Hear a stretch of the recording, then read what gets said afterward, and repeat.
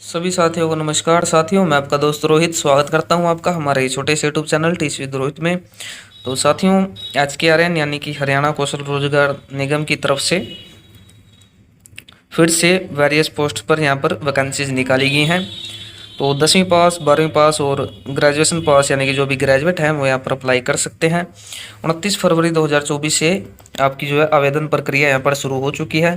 तो जिन्होंने रजिस्ट्रेशन कर रखे थे या फिर जिनको न्यू रजिस्ट्रेशन करने हैं तो 29 फरवरी से वो यहाँ पर अप्लाई कर सकते हैं और 7 मार्च 2024 इसके लिए लास्ट डेट आपकी यहाँ पर रखी गई है।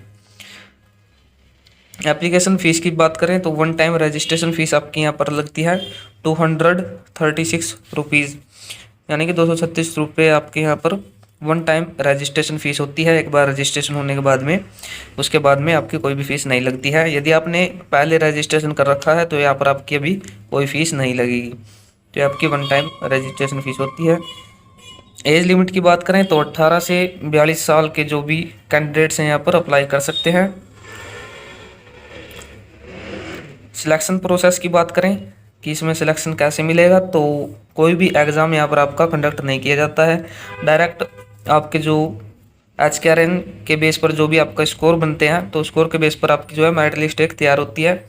उसके बाद में आपका डॉक्यूमेंट वेरिफिकेशन होता है और मेडिकल एग्जामिनेशन होता है। उसके बाद में आपको यहाँ पर सिलेक्शन मिल जाता है। अभी पोस्ट वाइज क्वालिफिकेशंस की बात करें तो ड्राफ्टमैन की यहाँ पर पहले दी गई है सिविल में, तो इसमें आपका 3 इयर्स डिप्लोमा इन ड्राफ्टमैन आपके पास होना चाहिए या फिर आर्किटेक्चरल असिस्टेंटशिप आपके पास यहाँ पर होनी चाहिए। उसके बाद में असिस्टेंट लाइनमैन के लिए 10th होनी चाहिए आपके पास और ITI इन इलेक्ट्रीशियन या फिर वायरमैन ट्रेड। डिस्पेंसर की बात करें तो इसके लिए यहाँ पर दिया गया है चेक एडवर्टीजमेंट नोटिफिकेशन, तो इसके लिए नोटिफिकेशन में हमें चेक करना होगा। स्टाफ नर्स की बात करें तो BSc इन नर्सिंग या GNM कोर्स आपके पास होना चाहिए, तो आप स्टाफ नर्स के लिए अप्लाई कर सकते हैं। जूनियर इंजीनियर के लिए जो हमारे इलेक्ट्रिकल में यहाँ पर दिए गए हैं तो डिप्लोमा इन इलेक्ट्रिकल इंजीनियरिंग यहाँ पर दिया गया है। JR इंजीनियर जो कि हॉर्टिकल्चर में आपका यहाँ पर दिया गया है, तो उसमें भी आपके पास डिग्री या फिर डिप्लोमा हॉर्टिकल्चर में आपके पास यहाँ पर होना चाहिए। पंचकर्मा थेरापिस्ट यहाँ पर दिया गया है, तो उसमें आपके पास पंचकर्मा में यहाँ पर डिप्लोमा होना ज़रूरी है। Private assistant for general manager की बात करें तो PG यानी कि post graduation diploma in secretarial assistant यहाँ पर आपके पास होना चाहिए। और कंप्यूटर एप्लीकेशंस विद 55% मार्क्स यहाँ पर आप पास होने चाहिए। Proficient in written and oral English, typing speed in English 30 words per minute. जो आपकी इंग्लिश में टाइपिंग है वो 30 वर्ड्स पर मिनट होनी चाहिए और हिंदी में आपकी 25 वर्ड्स पर मिनट यहाँ पर दी गई है। तो ये आपकी प्राइवेट असिस्टेंट के लिए हो गई।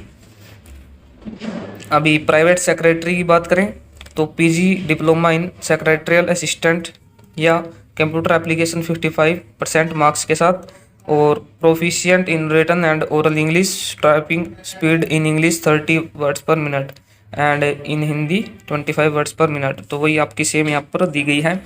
अकाउंट्स असिस्टेंट के लिए आपके पास BCom या MCom डिग्री यहाँ पर दी गई है। यदि आपके पास ये डिग्री है तो इसके लिए आप अप्लाई कर सकते हैं। उसके बाद में बात आती है शुगर केन यार्ड सुपरवाइज़र की, तो graduation and sugarcane quality checking आपको यहाँ पर आनी चाहिए और साथ के साथ आपके पास ग्रेजुएशन होनी चाहिए।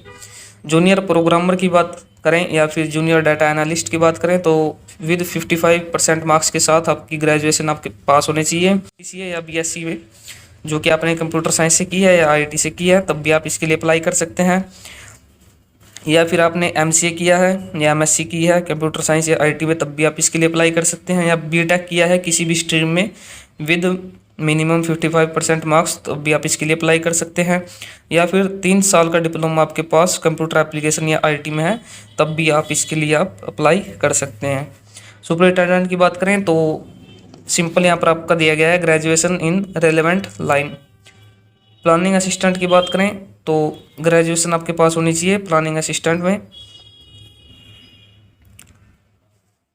उसके बाद आपकी आ जाती है ऑफिस असिस्टेंट जो अकाउंट्स में है, तो उसके लिए BCom या MCom विद मिनिमम 55% मार्क्स और कंप्यूटर नॉलेज आपकी यहाँ पर दी गई है और 3 इयर्स का एक्सपीरियंस आपके पास यहाँ पर होना चाहिए ऑफिस असिस्टेंट का। लेबोरेटरी टेक्नीशियन की बात करें तो वेटरनरी लेबोरेटरी टेक्नोलॉजी में आपके पास यहाँ पर डिप्लोमा होना चाहिए या कहें कि DVLT।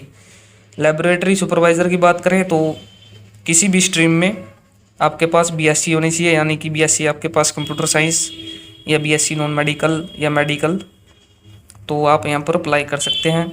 डिविजनल अकाउंटेंट या रेवेन्यू अकाउंटेंट की बात करें तो MCOM the state eligibility test and computer appreciation and application SETC conducted by Hartron.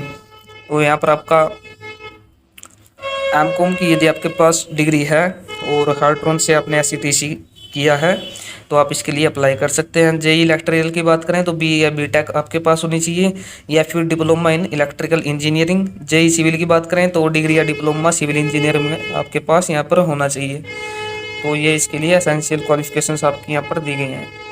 उसके बाद में असिस्टेंट वेलफेयर ऑफिसर की बात करें तो बैचलर डिग्री इन सोशियोलॉजी और सोशल साइंस और सोशल वर्क और public administration with minimum 60% marks, तो ये आपके पास यहाँ पर होना चाहिए। SR स्केल स्टेनो की बात करें तो 12th क्लास पास यहाँ पर होनी चाहिए और शॉर्ट हैंड स्पीड जो आपकी होनी चाहिए 100 words per minute in English and 80 words per minute in Hindi. तो ये आपके यहाँ पर शॉर्ट हैंड स्पीड दी गई है, साथ के साथ 12th पास आप यहाँ पर होने चाहिए। डिस्ट्रिक्ट मैनेजर की बात करें तो MA आपके पास होनी चाहिए इकोनॉमिक्स में और MBA और MCOM और साथ में 2 इयर्स का एक्सपीरियंस आपके पास होना चाहिए और कंप्यूटर नॉलेज आपके पास यहाँ पर होनी चाहिए। तो डिस्ट्रिक्ट मैनेजर के लिए आप तब अप्लाई कर सकते हैं। असिस्टेंट ऑफ लाइनमैन की बात करें तो matric with 2 years ITI course in electrician या फिर इलेक्ट्रॉनिक्स वायरमैन ट्रेड और लाइनमैन एंड इलेक्ट्रीशियन, यदि इन ट्रेड से आपने ITI की है तो आप यहाँ पर अप्लाई कर सकते हैं। या फिर डिप्लोमा और डिग्री इन इलेक्ट्रिकल इंजीनियरिंग या इलेक्ट्रिकल एंड इलेक्ट्रॉनिक्स इंजीनियरिंग, तब भी आप इसके लिए अप्लाई कर सकते हैं। The state eligibility test in computer appreciation and application, यानी कि SETC जो हार्ट्रॉन आपका कंडक्ट करता है, वो एग्ज़ाम यदि आपने पास किया है तब भी आप इसके लिए अप्लाई कर सकते हैं। अब साथियों बात करते हैं असिस्टेंट टाउन प्लानर की। तो B आर्किटेक्चर आपके पास यहाँ पर होनी चाहिए या फिर B प्लानिंग या फिर BTech या फिर M प्लानिंग या फिर MTech इन रेलेवेंट लाइन, तब आप इसके लिए अप्लाई कर सकते हैं। इनमें से यदि एक भी डिग्री या डिप्लोमा आपके पास है। उसके बाद में सुपरवाइजर IT की बात करें तो BTech या MTech आपके पास यहाँ पर होनी चाहिए, BTech या MTech। Additional block programme officer की बात करें जो कि आपका MG नरेगा में दिया गया है यहाँ पर, महात्मा गांधी नरेगा में, तो उसके लिए MBA आपके पास होना चाहिए या फिर PG इन सोशल वर्क होनी चाहिए या सोशियोलॉजी में आपके पास PG होनी चाहिए।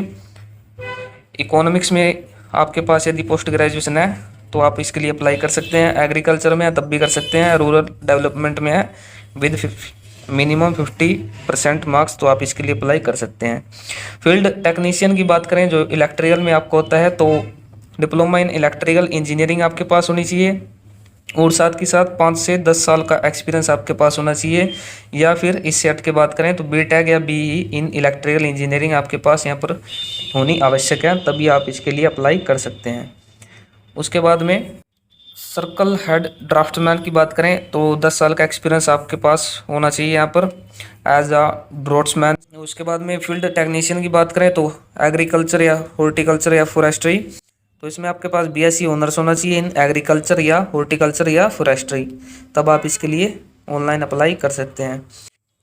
अब बात करें साथियों लेबोरेटरी टेक्नीशियन की, तो इसमें आपके पास diploma in medical laboratory technology और BSc in medical technology and office assistant grade 1 की बात करें तो ग्रेजुएशन विद 60% मार्क्स आपके पास होनी चाहिए। साथ में 1 year diploma in computer application होना चाहिए। गुड टाइपिंग स्पीड आपकी होनी चाहिए with proper setting of petition, ability to take dictation and prepare files for presentation in the courts, file maintenance and processing knowledge.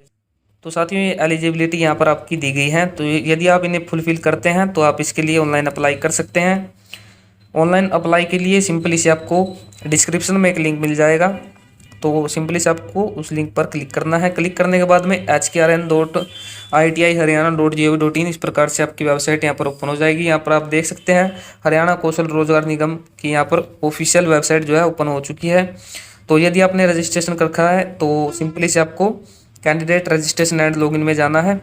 और यदि आपने रजिस्ट्रेशन आपका अभी करना है तो रजिस्टर पर आपको यहाँ पर क्लिक करना है और यहाँ से आपको अपनी फैमिली आईडी से रजिस्ट्रेशन कर लेना है।